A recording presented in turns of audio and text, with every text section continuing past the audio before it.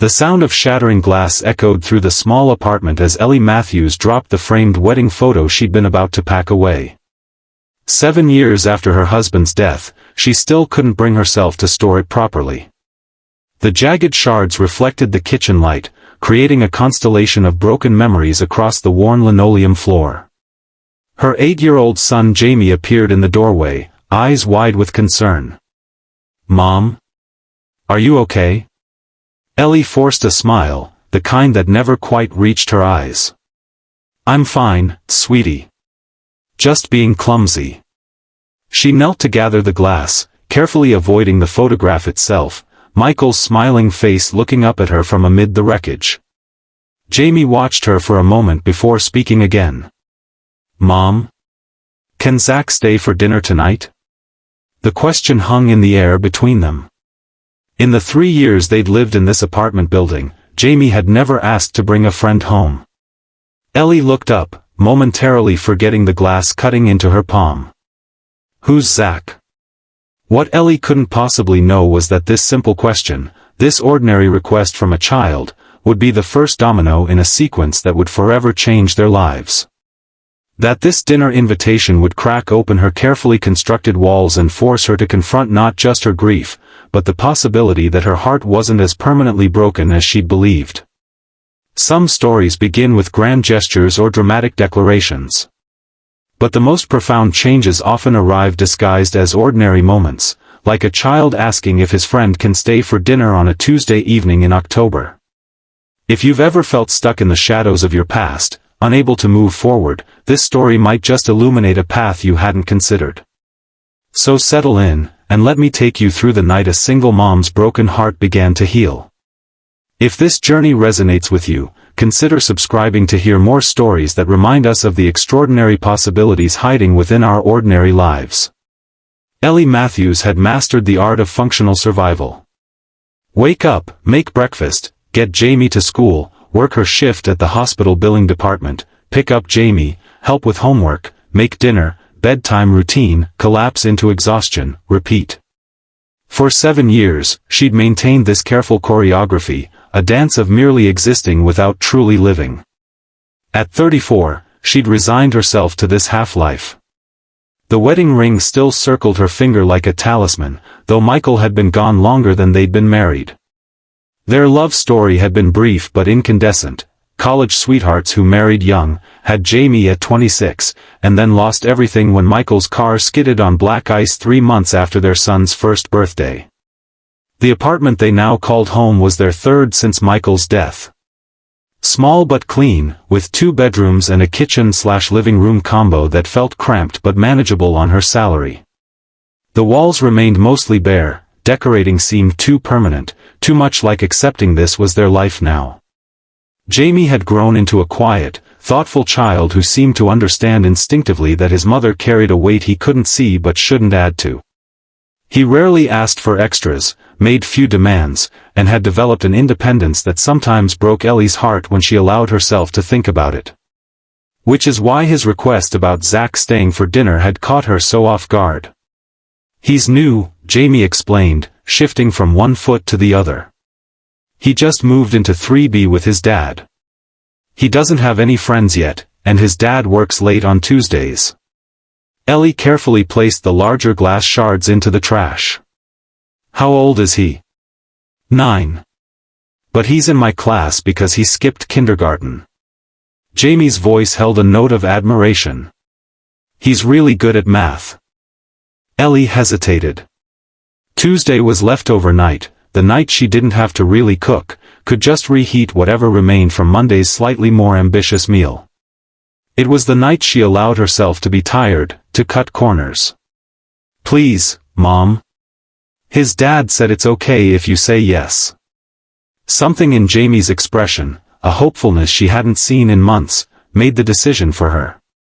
"All right," she said, forcing enthusiasm into her voice. "But you'll need to help me tidy up a bit." Jamie's face lit up with a smile so bright it momentarily stunned her.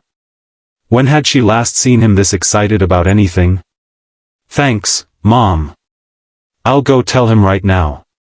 He turned to dash out.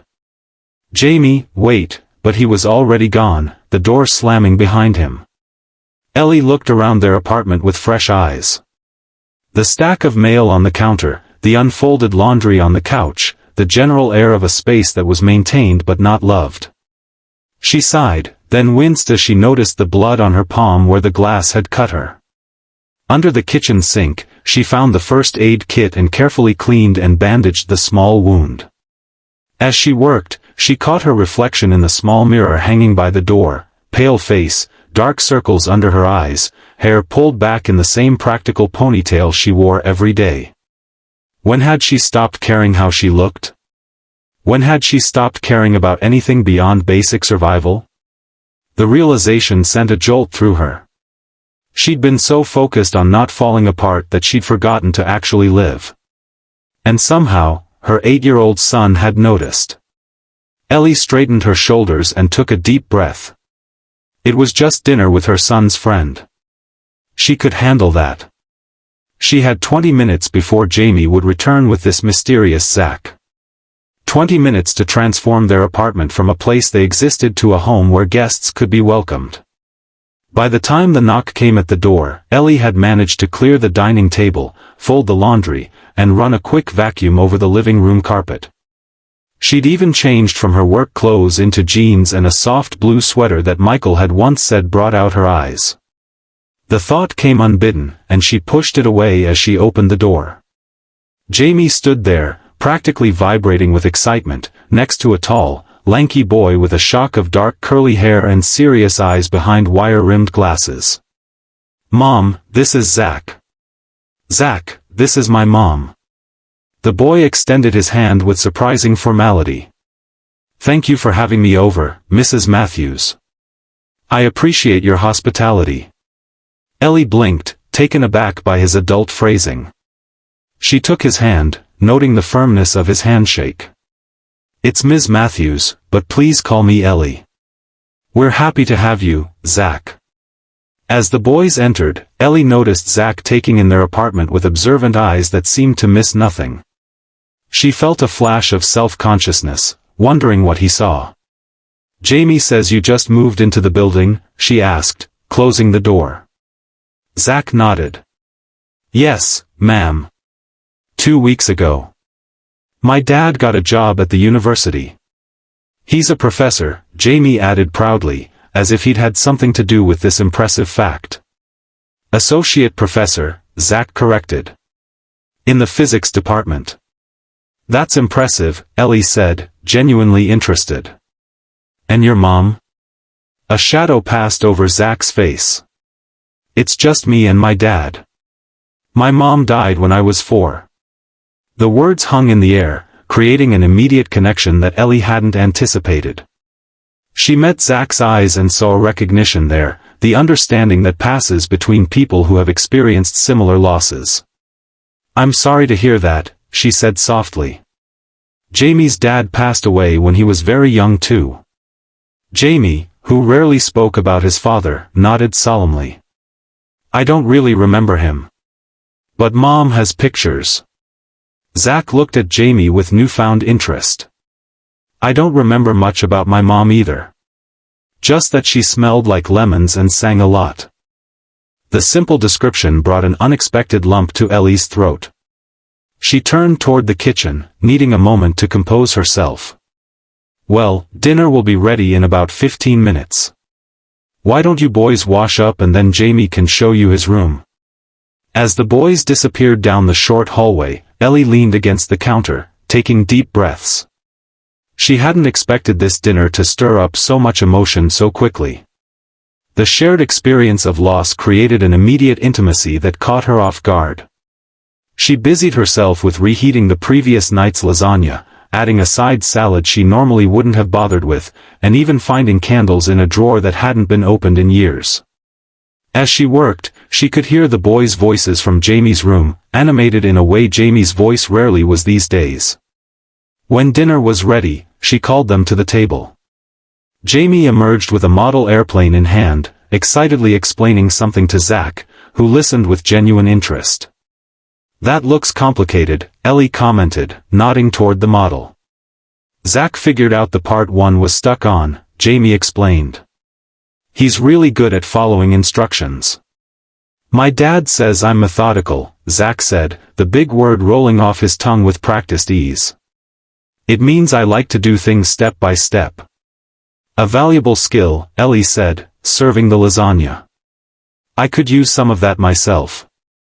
As they ate, Ellie found herself drawn into conversation with Zach, whose intelligence and maturity belied his 9 years. He spoke about their move from Chicago, his father's research, and his own interests in science and mathematics with articulate precision. But beneath the precocious vocabulary, she caught glimpses of the child he was, the way his eyes lit up when talking about space exploration, how he unconsciously swung his legs under the table when excited. So what does your dad do when he's not working late? Ellie asked, curious about the man raising this unusual child. He works a lot, Zach admitted. But on weekends we do experiments together, or go to museums. And he reads to me every night, even though I can read by myself now. That sounds nice, Jamie said, a wistful note in his voice that pierced Ellie's heart. It is, Zach agreed.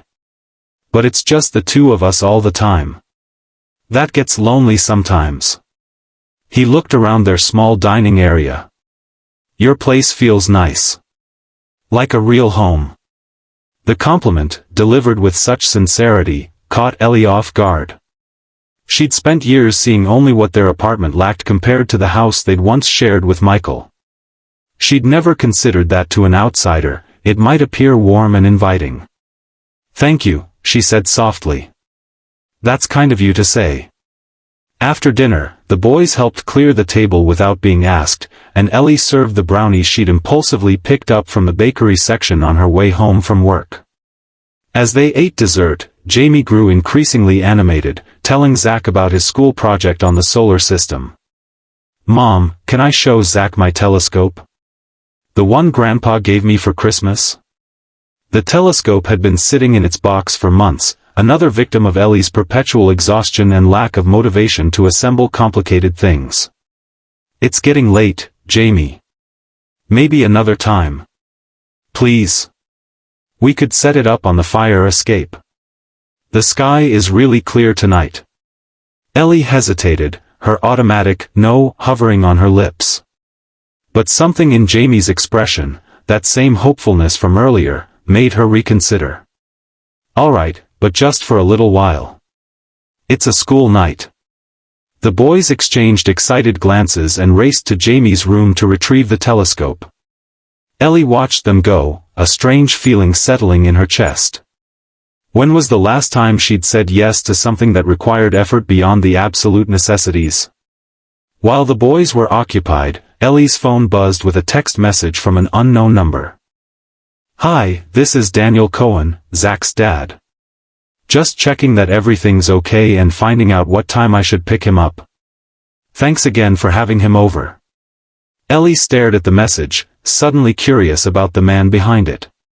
Before she could overthink it, she typed back. Everything's fine. The boys are setting up a telescope on our fire escape. They seem to be having fun. No rush, I can walk Zach home whenever you're ready for him. The response came quickly. That's incredibly kind of you. I'm just wrapping up at the lab. Would 8:30 work? I'd love to thank you in person. Ellie felt an unexpected flutter in her stomach at the thought of meeting Zach's father. She pushed the feeling aside, attributing it to simple social anxiety after so long without adult interaction outside of work. 8:30 is perfect. Apartment 4C. With that settled, she joined the boys on the fire escape, where they were attempting to assemble the telescope with varying degrees of success. The October air was crisp but not uncomfortable, and the city lights created a glowing backdrop against the darkening sky. Need some help? She offered, kneeling beside them. Do you know how to put it together? Jamie asked, doubt evident in his voice. Ellie smiled, taking the instruction manual from Zach's hands. I used to be pretty good at figuring things out. Let me see. As she worked through the assembly steps, Ellie felt a rusty part of herself coming back to life. Before Michael's death, before grief had narrowed her world to mere survival, she'd been the problem solver in their relationship, the one who assembled furniture, fixed minor appliance issues, and navigated new technology with ease. "There," she said finally, adjusting the last piece. "Let's see if it works." The boys took turns peering through the eyepiece, exclaiming over the moon's craters and the brightness of what Zack identified as Venus. Ellie stood back, watching them, struck by how animated Jamie was, how he laughed and argued and existed in a way she hadn't seen in too long. When had she stopped encouraging his curiosity? When had she started saying no to everything that required energy she didn't think she had? The realization was uncomfortable, a pebble in her shoe she couldn't ignore. She'd been so focused on protecting herself from further pain that she'd been sleepwalking through motherhood, through life itself. At precisely 8:30, a knock came at the door. Ellie called the boys inside and went to answer it, suddenly aware of her messy ponytail and the sweater that had seemed fine earlier but now felt shabby and outdated. She opened the door to find a tall man with the same dark curly hair as Zack, though his was shot through with premature silver at the temples. He wore a rumpled button-down shirt with the sleeves rolled up and carried a messenger bag slung across his chest. Behind wire-rimmed glasses similar to his son's, his eyes were a startling blue. "Ms. Matthews? I'm Daniel Cohen, Zack's dad." He extended his hand, and Ellie noticed a small ink stain on his index finger. "Thank you so much for having Zack over. I hope he wasn't too much trouble." Ellie took his hand, noting the warmth of his grip. "Please, call me Ellie. And it was no trouble at all. Zack is a wonderful boy." Daniel's face softened with pride. "He is, isn't he? Though I'm admittedly biased." He glanced past her into the apartment. "Is he ready to go?" Before Ellie could answer, the boys appeared in the hallway, Jamie still talking excitedly about something they'd seen through the telescope. "Dad!" Zack exclaimed. "We saw Venus. And Jamie has this awesome telescope his grandpa gave him, and Ms. Matthews helped us set it up, and we could see the moon's craters super clearly." Daniel's eyebrows rose in surprise at his normally reserved son's enthusiasm. "That sounds amazing, buddy." It was. "Can Jamie come over to our place sometime? Please?" The question hung in the air, creating a moment of unexpected connection between Ellie and Daniel as their eyes met over their sons' heads. In that brief exchange, Ellie saw recognition in his gaze, the understanding of a single parent navigating the delicate balance of protection and growth. "If it's okay with Ms. Matthews, of course," Daniel said, his eyes still on Ellie. "Mom, can I? Please?" Jamie's voice held the same excitement it had earlier, and Ellie found she couldn't bear to extinguish it. "We'll have to check our schedules," she said, "but yes, that would be nice." The smile that spread across Daniel's face was warm and genuine. "Great. Maybe this weekend? I make a mean spaghetti carbonara. Carbonara is my favorite." Jamie exclaimed, though Ellie knew for a fact he'd never tried it. "Then it's settled," Daniel said. "Saturday evening? Around 6? Ellie nodded, feeling simultaneously terrified and exhilarated by this unexpected social commitment. "Saturday at 6 sounds perfect." As Daniel and Zack prepared to leave, Zack turned to Jamie. "Thanks for inviting me over. This was the best night since we moved here." Jamie beamed. "See you at school."